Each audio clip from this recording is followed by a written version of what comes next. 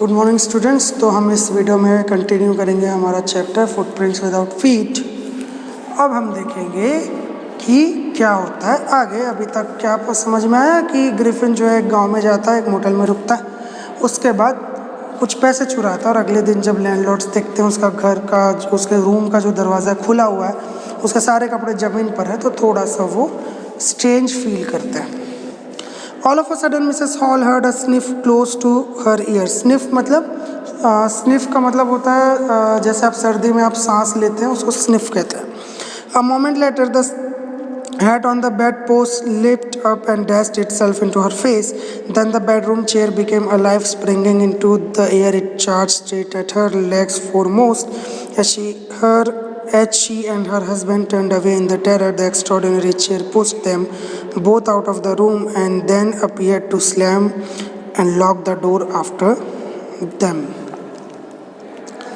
Sniff सुनते हैं। Sniff सुनने के बाद जब वो पीछे मुड़ने ही वाले होते हैं तो एक हैट वो टेबल से उठती है और जो मिसेस हॉल है उनके चेहरे पर आ जाती है और जो चेयर है वो अपने आप मूव करने लगती है और उनको पुश करते हुए दरवाजे से बाहर ढकेलती है और दरवाज़ा फिर लॉक हो जाता है। Mrs. Hall almost fell down the stairs in hysterics. She was convinced that the room was haunted by spirits and that the stranger had somehow caused this to enter into her furniture. My poor mother used to sit in that chair, she moaned, to think it should rise up against me now. जब वो नीचे जाते हैं डरते हुए और ये सोचते हैं कि मतलब मिसेस हॉल को ये लगता है कि वो जो रूम है वो हॉन्टेड हो गया और जो साइंटिस्ट है उसने ही इन इविल स्पिरिट्स को, भूतों को लेकर आया है। The feeling among the neighbors was that the trouble was caused by witchcraft, but witchcraft or not, when news of burglary at the clergyman's home became known, the strange scientist was strongly suspected of having had a hand in it. Suspicion grew even stronger when he suddenly produced some ready cash, though he had admitted not long before that he had no money. अब सबको ये डर तो लगने लगता है कि कुछ तो विचक्राफ्ट मतलब कुछ तो टोना टोटका हुआ है। वो तो छोड़िए, मेन तो बात ये थी कि पैसे कुछ चोरी हुए थे और सबका ध्यान साइंटिस्ट के ऊपर था कि उसने ही चोरी किए होंगे। और जब वो कुछ पैसे ला कर देता है वहाँ की मालकिन को, क्योंकि कुछ दिन पहले तो उसने बोला था कि नहीं है पैसे, लेकिन अब अचानक कैश उसके पास आ जाता है, सबको जो शक है वो गहराने लगता है।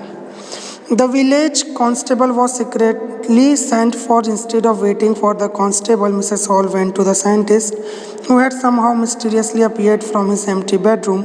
I want to know what you have been doing to my chairs upstairs, she demanded, and I want to know how it is you came out of an empty room and how you entered a locked room.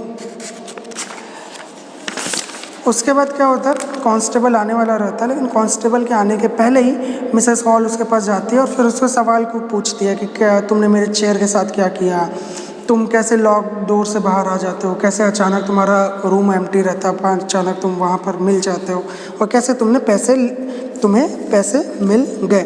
The scientist was always quick tempered, now he became furious. You don't understand who or what I am, she shouted, very well, I will show you. उसके बाद वो उसको ज़ोर से चिल्लाता है। वैसे ही उसको गुस्सा बहुत आता था, शॉर्ट टेम्पर्ड पर्सन था वो, कि तुम जानती नहीं हो मैं कौन हूँ, मैं क्या करता हूँ, चलो मैं तुम्हें दिखाता हूँ। ये बहुत गुस्से से उसे बोलता है। Suddenly he threw off bandages, whiskers, spectacles and even nose. It took him only a minute to do this.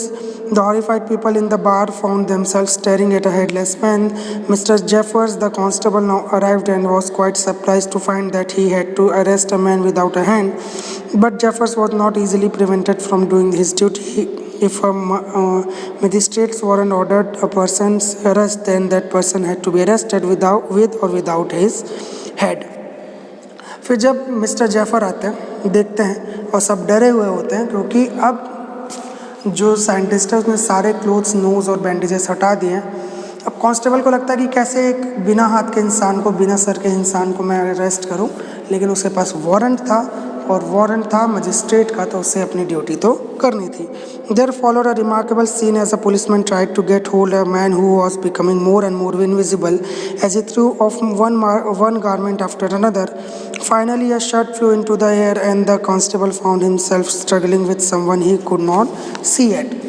वो अरेस्ट करने की कोशिश कर रहा है और धीरे धीरे धीरे लड़का जो साइंटिस्ट है वो इनविजिबल होता जा रहा है। Then to his amazement he realized that the room appeared to be empty. He and his wife looked under the desk and behind the curtains and even up the chimney. There was nothing sign of, yet the desk has been open.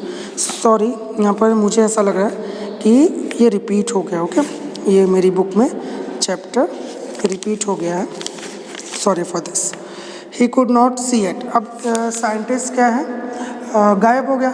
गायब होने के बाद क्या होता है, all some people tried to help me but found themselves hit by blows and seem to come from nowhere. In the end Jeffer was knocked unconscious as he made a last attempt to hold on the unseen scientist. There were nervous excited cries of hold him but his was easier said than done. Griffin had shaken himself free and no one knew where to lay hands on him.